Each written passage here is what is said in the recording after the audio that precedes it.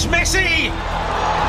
It is the cleanest of clean finishes from the best on the planet. It's time for the biggest sports stories. Liverpool, the champions of Europe, are top of the world. The biggest interviews. That such a great spectacle is ruined by such thuggish behavior. And all the analysis right here. He's the one player that has the arrogance to think that he can play in any stadium in the world and any pitch in the world in front of any player in the world and take them on.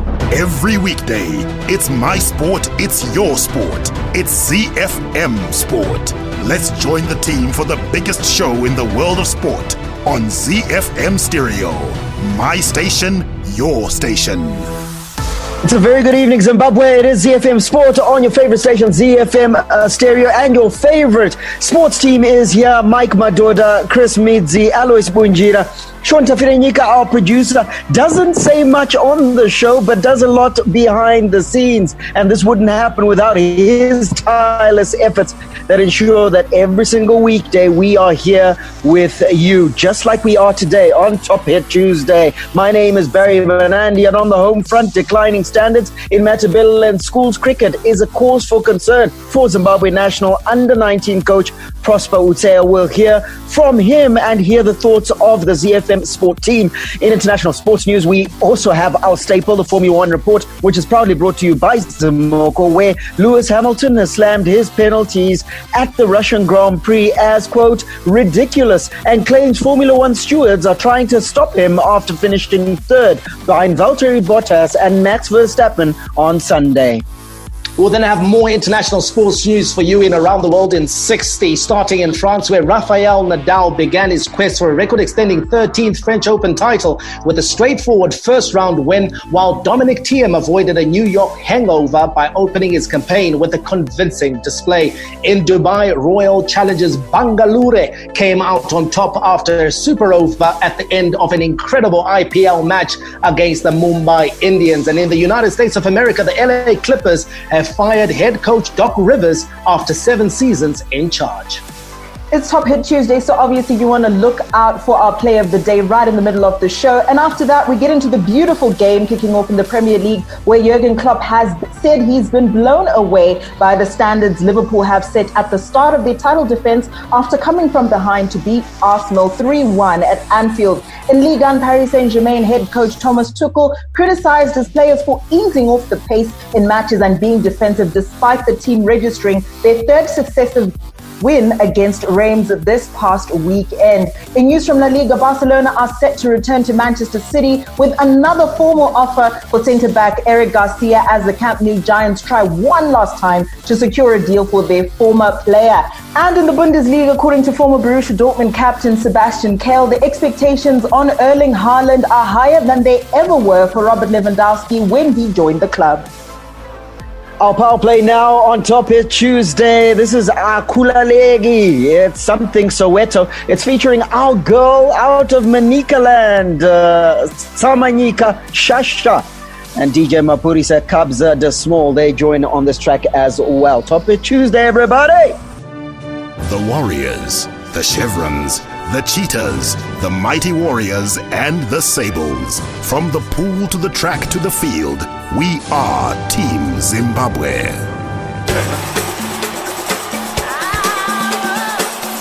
The Home Front. Local sports news and analysis. Social media is a fantastic platform because we can have conversations no matter where you are, where you're joining us, whether you manage to catch the show or not. You can even catch the show retrospectively. All you have to do is follow at ZiFM Sport on all the platforms. And then in our individual capacities, it's at Chris Midzi, at Mike Madoda, at Sean Tafirenyika, at Gazman14 for Alois Bunjira, at Mark Pazzo, and I'm at Barry Manandi. Let's get into it. On the home front, declining standards in Matabeleland schools cricket is a cause for concern for Zimbabwe national under-19 coach Prosper Utseya. Speaking on the sidelines of a scouting exercise carried out by the under-19 selection panel at Queen Sports Club in Bulawayo this past weekend, Utseya said what he saw from the Matabeleland lads was not as impressive compared to standards from the past. And let's take some outtakes of what he had to say. If I want to be honest, I didn't see what I was expecting. It's not as good as it has been in the past few years. The standard of play has gone down, and it's a worrying sign. In defense of development and schools coaches, most of these guys have not been playing cricket for the past 6 months because of COVID-19. They have got about 2 months to work on their game, and hopefully they can improve their game. Those are the words of Prosper Utseya. He's instituting a bit of a mitigatory factor there, Mike. You agree with him? Well, Barry, I want to tell Prosper Utseya that the standards of Matabeleland cricket have gone down. Even the generation that he knows, the generation that he played with, not as great as the previous generation. So this is not something that started in the last 5 or 10 years. It's something that's so his was a decline as well.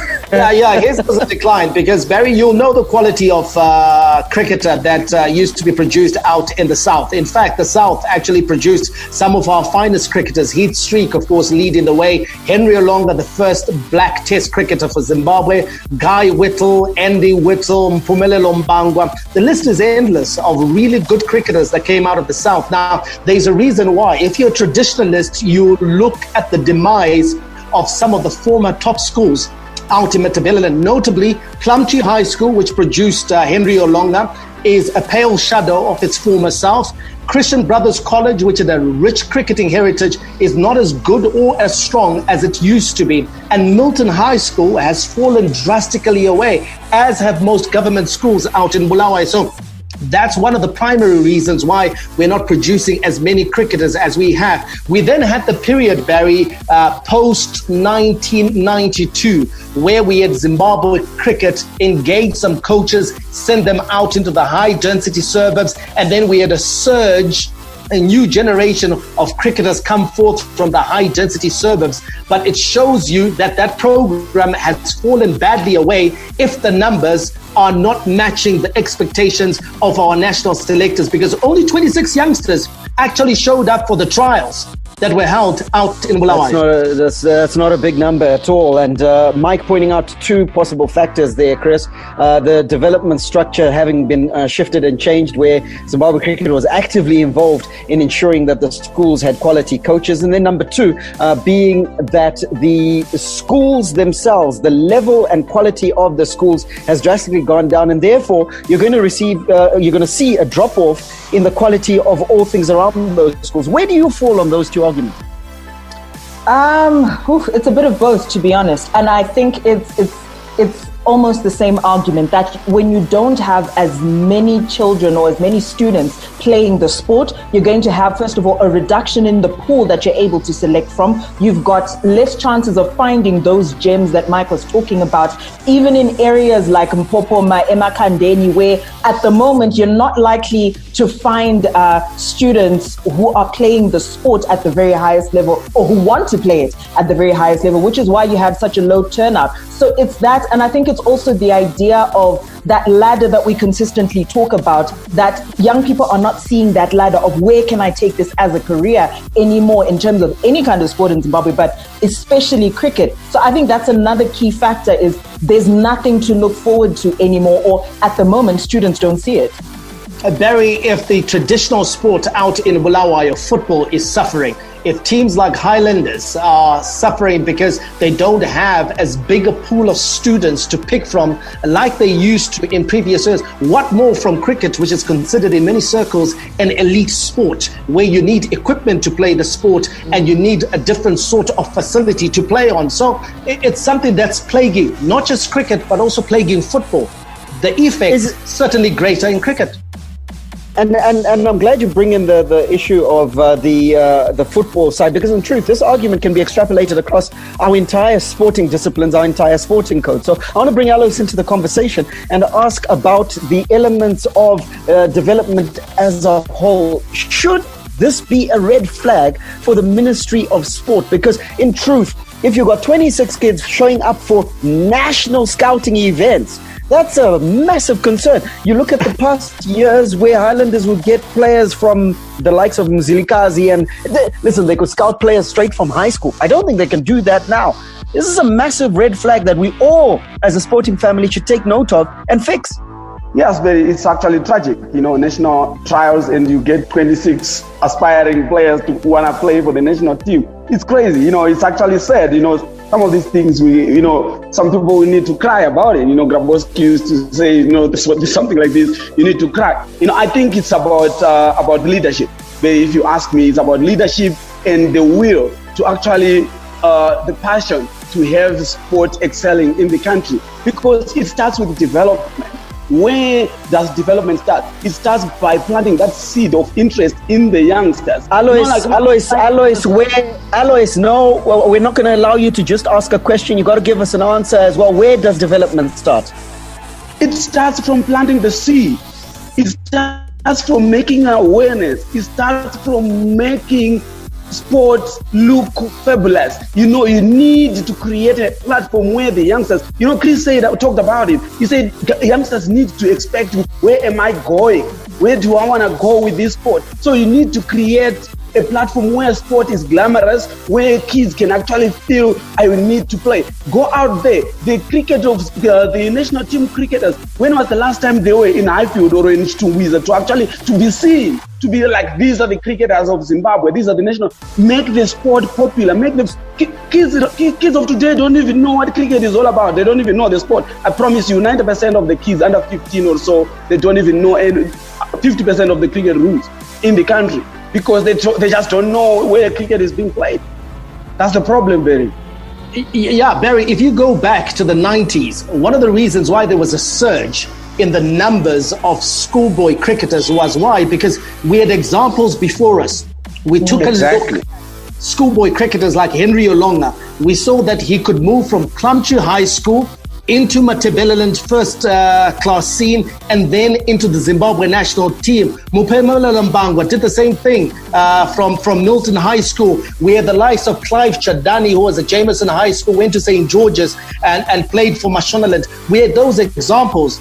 Now, that pipeline is not so easily discernible. There is no direct route. Yes. And even when you get to the national team level, there are so many problems bedeviling Zimbabwe cricket and the chevrons that it's no longer as attractive as it used to be. And remember, cricket was also televised. That's another important thing as well. And I'm gonna extrapolate this as well to women playing cricket, especially. At the moment, we have a very good cricket team, and that's a result of there was consistent pressure on schools. Schools were being given everything from kit to supplies, whatever they needed, for girls to play cricket as well. And that was an emphasis, especially when I was in school, was for girls to play cricket as well. And we just don't see the same kind of emphasis or the same kind of ladders for girls to play cricket as well. When you were talking about in the 90s, early 2000s, it was a very prominent sport in girls' schools. Well, guys, there's good news. There's good news, guys. Good news, Alois, in the sense that Prospotse is concerned about it. That means that somebody else is concerned as well. Hopefully, as the ladder goes up right to the minister and possibly even the president, we'll all become concerned and create a strategy where we can get more people playing sport and have that pipeline to the elite level a lot clearer, so that our sport improves, not least of all our cricket. Our cricket is the one we're focused on today, and we hope that that pipeline certainly becomes more evident and the quality improves. Hi, my name's Ryan Kens, Sunshine Tour professional golfer, and you're listening to ZiFM Sport. Right, let's keep you up to date with what's happening on the local sports front, starting with golf, where Zimbabwe Professional Golfers Association President Tongo Charamba is confident they'll get some sponsors to come on board and inject life into the game. Charamba was reappointed ZPGA President at an annual meeting at Chapman Golf Club yesterday. He has held the same position on different occasions in the past. Former President Gary Thompson is now the Vice President, while Simon Jigorimbo and William Lake retain their posts as Secretary General and Treasurer. Moving on to swimming news, the swimming season got underway this past weekend with Harare Amateur Swimming hosting their first gala at Les Brown Swimming Pool. The competition attracted 98 swimmers from Highlands, Sharks, Spartans, Dorado, the Falcons, Stingray Swimming Academy, and Pirates Zimbabwe. Other provinces are expected to hold competitions soon. The gala gave swimmers the opportunity to compete for times and assess their preparedness for the season.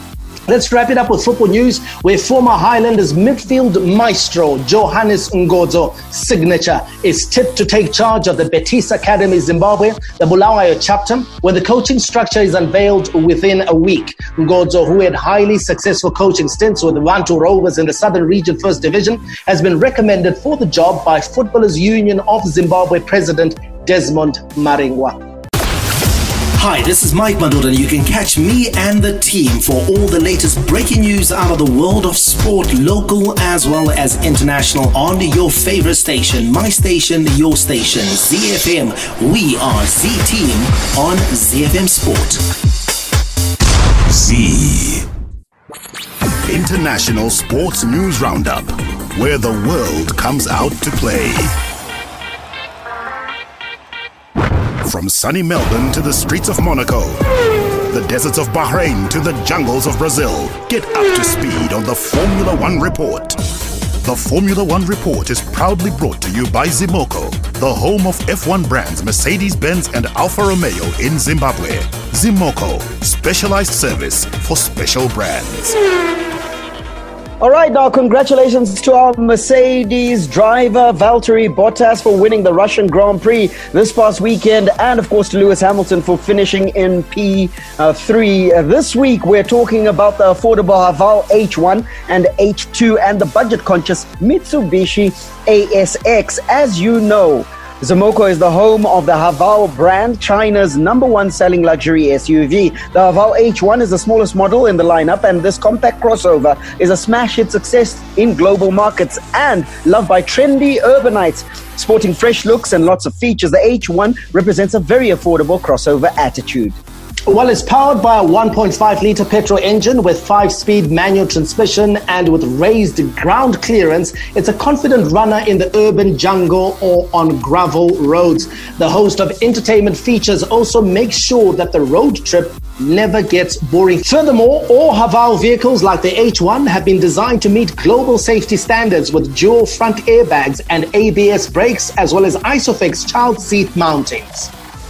The Haval H2. Now we're talking about the next one in the lineup, and that's the H2. It's the perfect small, stylish family SUV and features the 1.5-litre petrol engine with 6-speed automatic transmission. It features all-round airbags, automatic air conditioning, keyless entry system, push start button, camera and park distance control, leather seats, sunroof, as well as many other exciting features. It is absolutely packed. It is a true leader in its segment and by far the most affordable vehicle on the market. Have we whetted your taste buds? Well, stay tuned if you want to hear more. Z. Let's get into the Formula One news. Lewis Hamilton has slammed his penalties at the Russian Grand Prix as ridiculous and claims Formula One stewards are trying to stop me after finishing third behind Valtteri Bottas and Max Verstappen on Sunday. Hamilton was handed 2 separate in-race 5-second penalties in Sochi for a pre-race infraction, with the Englishman penalized for carrying out practice starts outside of the designated area in the pit lane set out by the FIA. Let's hear from a very disgruntled Lewis Hamilton. I need to go back and see what the rules are, what exactly I did wrong. I'm pretty sure no one's got 2 5-second penalties for something so ridiculous before. So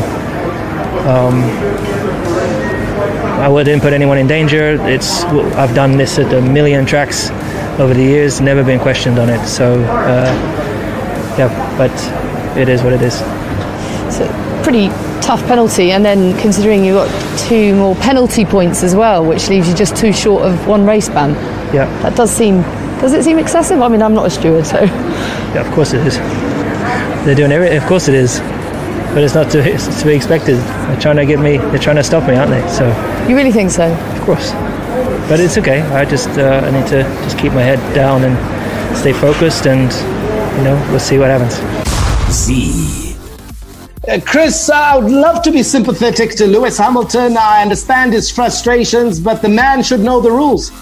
The man should know the rules, and the rules are the rules. What we can't do is to argue outside of, his interests and the things he's representing on his platform with Formula One that's important. But the rules are the rules. And you'd expect that Lewis Hamilton, at this point, so many years into his career, knows the rules. The stewards applying the rules is, of course, them just doing their job. So for me, not necessarily sympathetic. I'm not going to be a conspiracy theorist about why exactly they chose to do this on this particular day. And Lewis Hamilton is pushing the conspiracy agenda, Barry. He says that he's become subject to extra scrutiny because of his success this year. Do you side with that?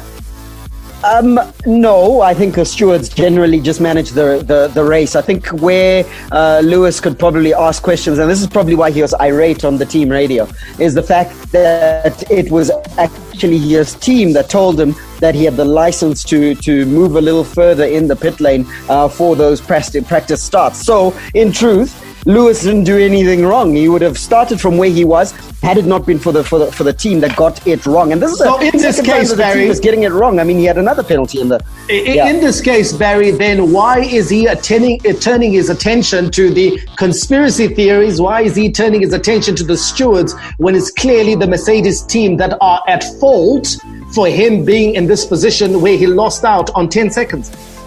Because you praise in public and chide in private. So he's defending his team in public by not saying anything about them, and then attacking, obviously, the stewards. And also just articulating what many of the Lewis Hamilton fans and Mercedes fans are thinking out there. I think also he might feel like there's a bit of a dark cloud, as it were, hanging over him. When it comes to, for example, what he was going to choose to wear for the race at Sochi, there were very clear rules that were put out that he can't wear certain things to represent movements that he's very passionate about. Previously, there were issues again in the last couple of weeks around what he's wearing and what he's representing. So I think he might feel a bit like, you know what, people are coming after me. But in this case, I think the stewards were justified in what they were doing. But I think he's just become a little bit defensive and not necessarily critical of not necessarily his team, who told him he could do something which obviously he couldn't. I think now he's just feeling a little bit defensive, like backed into a corner almost. Let's go to the race, Barry. Mercedes making their second mistake of the afternoon by calling Lewis Hamilton a bit too early for his liking, which meant that he was always playing catch-up throughout the Grand Prix in Sochi. Yeah, absolutely. He didn't have a good outing in Russia, and the sooner he can get out of Russia, the better for him, because it hasn't been a happy hunting ground whatsoever. And you could even tell when he spoke to his race engineer at one stage, shutting him down and saying that, I don't want to hear any more information, just let me drive. So that the race wasn't great for him and the team as a whole. But Toto Wolff is experienced enough to fix this and sort it out before the next meeting. Okay, not a good outing for Lewis Hamilton in Russia, but he still remains in a dominant position in the driver's standings. He's on 205 points, meaning that he's a full 44 points clear of his Mercedes teammate Valtteri Bottas in second place on 161. Max Verstappen of Red Bull, 128 points. He's in third. In fourth is Lando Norris of McLaren, and Alexander Albon of Red Bull is in fifth. Let's take a quick look at where Charles Leclerc, if you're a Ferrari fan, is in. He's got 57 points. In seventh place is Sebastian Vettel. He's floundering 13th place with just 17 points this season. In the constructors' standings, no surprises there. Mercedes clear out in front on their own, 366 points. Red Bull are in second on 192. That's a full 174 points behind. McLaren is in third, Racing Point in fourth, and Renault in fifth. Ferrari nowhere to be seen. Well, when do we watch our next Formula One race? It's not this weekend, it's next Sunday, the German Grand Prix. Z. Okay, as advertised, we're talking about the Mitsubishi ASX, which combines all the benefits of a compact SUV, spacious interior, roomy boot, and extra height, with the nimble maneuverability and fuel efficiency of a smaller car, with great style, performance, safety, and tech features, plus plenty of space for friends, family, and cargo. The ASX will not cramp your style. The ASX features the Myvec 2-litre petrol engine with either 5-speed manual or 6-speed automatic transmission. This new generation engine provides fuel economy of an average of 7.5 litres per 100 kilometers. With a 63-litre tank, the ASX will give you 800 kilometers of driving pleasure on a tank of fuel. Now that is budget conscious. Now let's take a look at the other bells and whistles that accompany this vehicle. It's got a panoramic sunroof, LED headlamps, an expressive grille that makes a statement, reversing camera, and a range of advanced passive and active safety systems.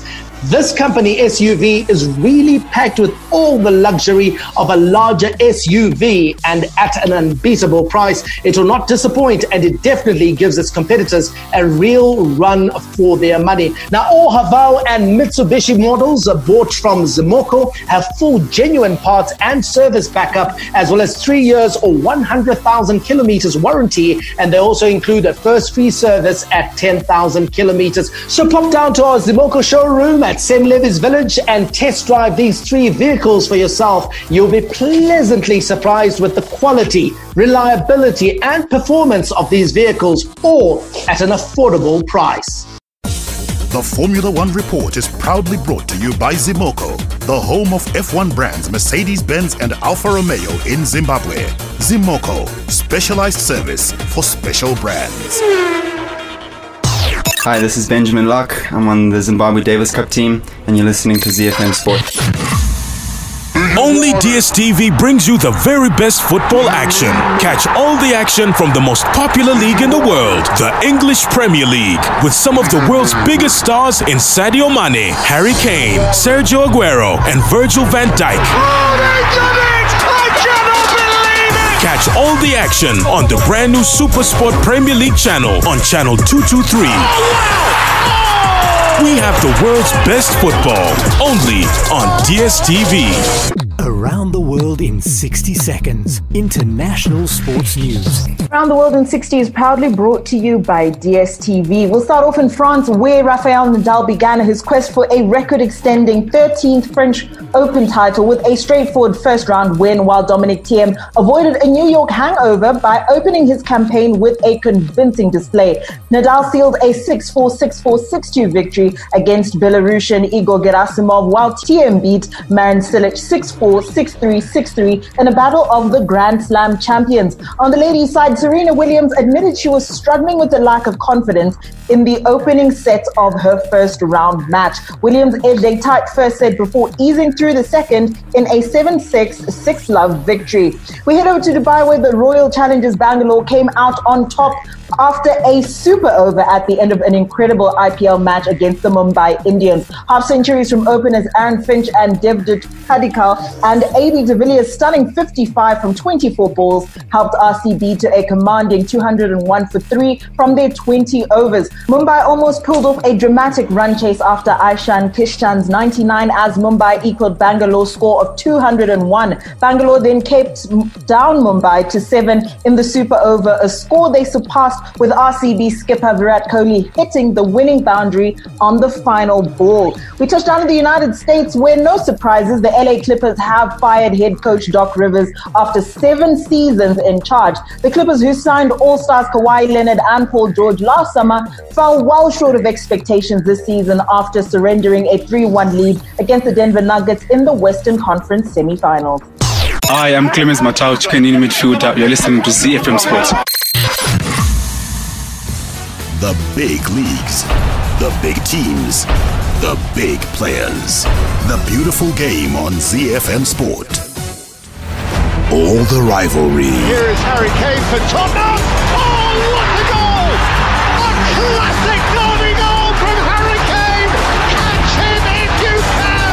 All the stars. Oh, back here's Liverpool 2 in front. Talk about impudent. Talk about improvisation. Talk about Sadio Mane. And all the game-changing moments. And Raheem Sterling rattles it home. And once more, City are in front in a trice. All the updates from the Premier League on ZiFM Sport. All right, our look at the beautiful game starts in England, where Jurgen Klopp is saying that he's been blown away by the standards Liverpool have set at the start of their Premier League title defence after coming from behind to beat Arsenal 3-1 at Anfield. We know the goals came from Sadio Mane, Andy Robertson and Diogo Jota, who was a second half substitute. Listen, now looking at the way that Liverpool has started their title defence, Klopp has every reason to be blown away. Let's hear from him. This was absolutely exceptional. Nothing was sloppy, absolutely nothing. It was from the first second dominant against a team in form, 100% in form. And you have to be careful like hell that not the counter-attacks, like I think 60-70% of all the balls in behind were offside. You just wait a little longer for the flag meanwhile. So that's why it feels not great, but it was offside. So then Ali had to make one save. They had two balls in behind. You cannot avoid that. You need a goal in these situations. Apart from that, the football we played was absolutely exceptional tonight. So that doesn't help for any other game. Not for Thursday, not for Sunday, for nothing. But about this game tonight, there's nothing bad to say. Now, Mike, you look at that performance by Liverpool, particularly in the first half. You could sort of see them drop off slightly in the second half and allow Arsenal to have a bit more of the ball. But that first half was stunning. Well, Barry, before I talk about the game, I want to start off by congratulating you. You nailed it. 3-1. It ended to Liverpool last night. Oh, thanks, Mike. I'd actually forgotten that was my prediction. So, pat on my back, I suppose. Yeah, pat on your back, and a big pat to Jurgen Klopp, because Liverpool were dominant last night from the first whistle until the very end. It was only ever going to take a sporadic counter-attack or a mistake for Arsenal to get anything out of this game, and they got their goal through a mistake, a defensive mistake by Andy Robertson. But Liverpool were the superior side. The intensity with which they played last night, I think, was a timely reminder to Mikel Arteta and to Arsenal fans of the gulf that exists between the two teams and the work that is to be done if Arsenal is to become a challenger in the English Premier League. So I think Liverpool will be happy with where the team is and where the team is going, minus their leader in Jordan Henderson and minus their star signing in Thiago Alcantara. Alois, many people are saying that this is the contrast between the stage at which these two teams are in their journeys. Arteta a little bit early on in the journey, and then Jurgen Klopp has almost got the finished article, as it were, and now it's a case of refinement. Would you agree with that assertion? No, I do agree. We could actually see the gulf in quality between the two sides, but there's one thing that is that you can make up, whether you're quality or not, it's intensity. I don't know why teams are beaten for intensity by Liverpool, because you could actually feel, I was laughing with my cousin. I said, each time Arsenal got the ball, the way Liverpool players were pressing for the whole 90 minutes, they didn't want Arsenal to have the ball at all. But when Liverpool has got the ball, Arsenal is disengaged, but Liverpool never disengaged. They will keep on forcing, So that's one thing that teams should match Liverpool. But as far as quality is concerned, Liverpool were far much superior. It's a good point that Alois brings up, Chris, and doesn't that sort of baffle the sports scientists who have said that the mitigatory factor as to why your Man City, Chelsea's, your Man Uniteds of this world haven't performed as well is because they haven't got up to speed? How come Liverpool can get it so right and they get it so wrong? I'm not quite sure, but for me, Arsenal, I think in the first 20 or so minutes, they made an attempt. They did try to match that intensity, but after that, it was almost as if they ran out of energy. I'm going to try and put it that way. There was an attempt there to match Liverpool in terms of intensity, but Arsenal is simply not there yet. And I think it was very clear, especially in this match, that Liverpool can go the full 90 minutes. Arsenal was not necessarily able to. And I think sometimes, Barry, it's a question of horses for courses. I don't think Arteta has got the players that are used to playing in that way, who can play with that sort of intensity. You know, you can't teach an old dog new tricks. Yes, you know, players can be able to adjust to systems, but the likes of Rob Holding are not used to playing with that level of intensity. The likes of Bellerin, the likes of Kieran Tierney, who are coming in from Celtic, they've not played at this intensity. Let's not forget Jurgen Klopp has needed 3 or 4 transfer windows to bring in the pieces that can play in this way. Your Andy Robertsons, your Virgil van Dijks, your Andre Gomez can play in this way. Your Fabinho can play this way. Mane, Firmino, Salah can play in this way. Does Arteta have those pieces? I don't think so. And those matches last night concluding, of course, this match day in England, meaning that, Alois, we can now assess who the star of this match day in England actually was. Who do you reckon shone the best out in England?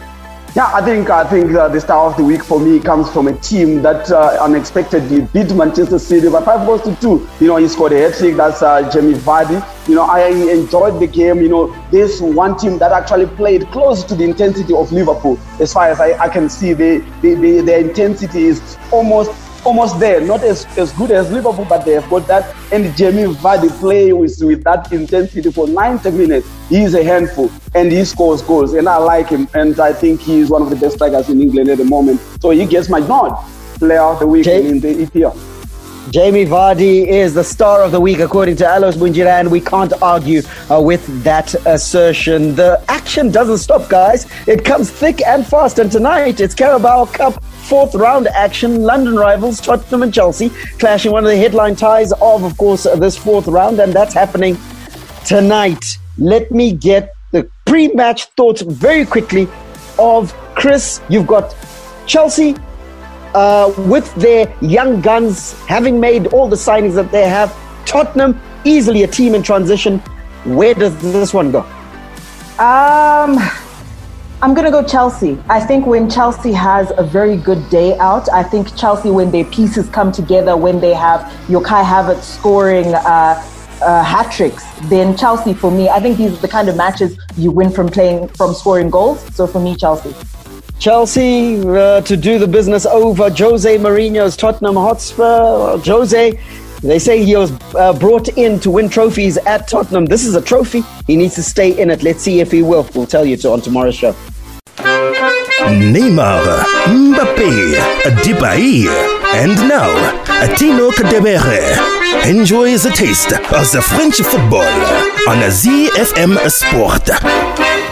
Now, every Tuesday, we'll keep you updated with what's happening in Ligue 1, which is home to Warriors internationals Tino Tinda Kadewere as well as Marshall Monetsu. And the news from France is that PSG coach Thomas Tuchel is not actually a happy camper. He's come out, criticized his players for easing off the pace in matches and being too defensive. This in spite of his team having won the last 3 matches. This past weekend, they had a comfortable victory, 2-0 victory over Reims, but Tuchel was clearly not happy. Oui, mais il a fait trop défensivement. Pendant les premiers mi-temps, c'était trop. We had a lot of chances, a lot of possession, but we missed too many opportunities considering our quality and how good they were. It should have been 3-0 or 4-0 after 20 minutes. We should have killed the game earlier. I hoped that Mauro Icardi would be better. It was necessary that he scored. It had been too long. He worked hard this week. He deserved to start the game. We know that his last few games were not good, but for a striker, the most important thing is to score. It's good that he scored twice. He could have scored more. He had many opportunities. He can improve. There are things yet to improve. Well, Tuchel is coming out, Alois, and he looks like he's transferring the pressure from himself to the players. Now, I think I agree with him. You know, I think PSG, they need to play with an eye on the Champions League. They need to understand the quality of the opposition that they play with in the Champions League, because that's their league. So I think he wants to give it, to actually make their players realize that, in every game it has to be a culture. It has to be engraved in them that they have to play at the highest intensity from start to finish. Because when you get into the Champions League, these teams will punish you if you take your foot off the pedal. You're leading 2-0. The champion Bayern Munich will score 2 in the last 5 minutes. Unlike the French opposition that is here, I think he's just trying to actually blend his team to actually make them aware that they need to concentrate maximum intensity from start to finish. Chris, Alois does make a fine point, isn't it, that surely PSG's aims go beyond just dominating France. They look to going one step further in Europe. And if they're to do that, they've got to be playing at a certain level. And Tuchel wants to see that week in, week out. I think Alois is spot on. When you've won league several times over consistently, then that means this league is almost it's a practice round for you, and you need to be playing at the highest intensity, because when you get to the Champions League, you're up against teams like your Liverpool, Bayern Munich, who are playing incredibly intense football. Now, if as PSG you're measuring yourself against your local league, I think you'd be doing yourself a great disservice, and I think that's what he's trying to avoid, because they need to be going a step further in every single time that they engage in the Champions League. So I think Alois is absolutely correct. The aim here is not necessarily to win Ligue 1 alone. Well, Barry, a positive for PSG this past weekend was Icardi, the Argentine striker. Struggled a bit towards the end of last season. He comes in, he has a match-winning performance this past weekend. The one thing that PSG is struggling for this season is goals. They've scored just 6 goals. Very unusual for PSG, because by now, should I say, we expect PSG to have scored 3s, 4s and 5s.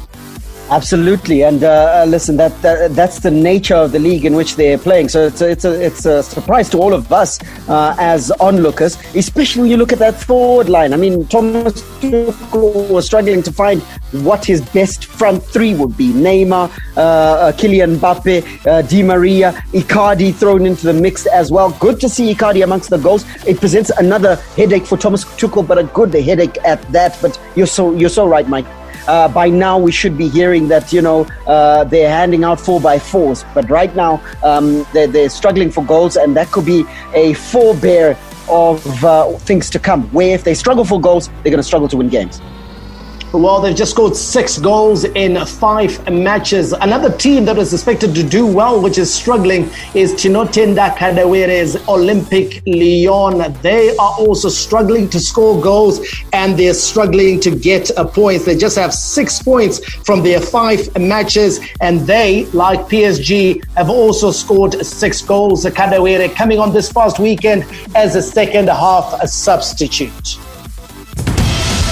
The league that makes football oh so beautiful, where artistry and strokes of genius are the order of any day, where the game is played with a smile and the little master creates his magic. It's Lionel Messi! All the news from the Spanish La Liga on ZiFM Sport. The goal the world wants it! Heading into Spain now, our eyes are still on Barcelona. Ronald Koeman has started that rebuild project. Still questions around their defense. So, of course, they want to plug that hole, and word is they want to plug it with Eric Garcia from Manchester City, who actually started off in their academy. Unless you take a look at that move, is this a good plug for the Camp Nou? I don't know, Chris. I don't know if I can say that this is the best option for Barcelona. I don't see him as the top defender. But you know what? He comes from them, so probably he knows the style, he knows his ways around the team. But I wouldn't think so. But with Ronald Koeman coming into Barcelona as the Dutch coach, I would rather they break the bank and go for De Ligt. They must snatch De Ligt from Juventus. He has not had a very good time at Juventus himself. So I think he can actually come back to Barcelona and fit in. Barry, Alex is not necessarily sure about this move. Ronald Koeman, we say he's plugging holes, but does he have that time? Are Barcelona fans and is the Barcelona community ready to give him time to spend on players who are not necessarily at the top of their game? At this stage, I think they're willing to give him time after seeing that first game. I think there was a lot of positivity around it. Also, I think that Eric Garcia is a fantastic defender. We've seen him when he's given a chance by Pep Guardiola. He's a class act. And also, that's why I think Man City doesn't want to let go of him too quickly. And Mike, if you take a look at Pep Guardiola and Manchester City, Pep seems keen to keep Garcia at the Etihad, but also just got for £65 million Ruben Dias from Benfica. And this would actually make it a little bit more competitive for him to be playing in the first team. So is this Pep trying to keep all of his pieces, because we've seen how Manchester City is almost falling apart at the moment? And is it a good idea to keep both of these players? I think for Garcia, the signing of Ruben Dias automatically means that he's going to be a backup centre-half together with Nathan Ake. When everyone's fit at City, you expect that Ruben Dias will partner Aymeric Laporte at the heart of Man City's defence. So for me, if I was Garcia, Barcelona is calling. I trained there. I grew up there. That's the move I make. Sounds like a logical move. Some more La Liga matches tonight. Real Sociedad versus Valencia, and Getafe will be up against Real Betis. Horsepower unmatched. Torque to beat the best. Speed unrivaled. Sleek and easy on the eye. Let's get behind the wheel of football engineered to perfection. The Bundesliga, made in Germany.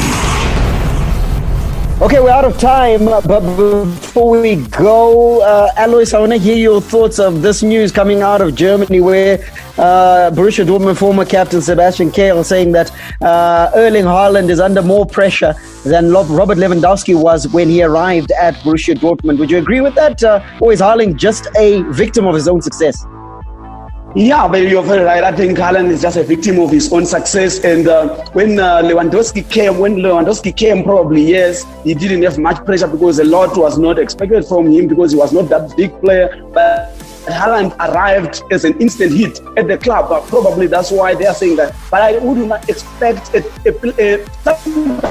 experience, who is part of the Dortmund setup, to actually put pressure on a youngster. Look, this boy, Erling Haaland, is a youngster. He's a young boy. And actually coming out in the public arena and saying that he is under pressure to perform, blah, blah, blah. What are you doing to the youngster? Let the youngster grow. He is still growing. He still has many years ahead. Let him grow properly. Don't put him under pressure like that. He needs to embrace his stardom. I believe Haaland, he's got the ability, even at this age, to embrace the responsibility on his shoulders. And I think he's going to carry Dortmund. He's that good for me. He's a world-class striker. Yes, Mike, responsibility, yes. But I don't think it's a very good idea for a senior member of a squad of a team to come out in the public and actually declare those things that the player is what he should do, this ABC. I think they should actually encourage the player privately, although we know that there is a need for him to actually withstand the pressure and actually do what he's supposed to do, but there is need to refrain from saying those things in public. Well, the old adage says that if you're good enough, you're old enough. Erling Haaland is 20 years old and he's a victim of his own success. He's got to keep banging them in. And in truth, he's not a man under crisis. He's already scored 2 this season in 2 games. I think that's a decent return. Well, hopefully we're giving you a decent return on Top 8 Tuesday. We got to go. We'll catch you tomorrow. May God richly bless you. That's my story, and I'm sticking to it. Manandi, out. And it's Messi! It is the cleanest of clean finishes from the best on the planet. The biggest sports stories. Liverpool, the champions of Europe, are top of the world. The biggest interviews. That such a great spectacle is ruined by such thuggish behavior. And all the analysis right here. He's the one player that has the arrogance to think that he can play in any stadium in the world and any pitch in the world in front of any player in the world and take them on. Every weekday, it's my sport, it's your sport. It's ZiFM Sport on ZiFM Stereo. My station, your station.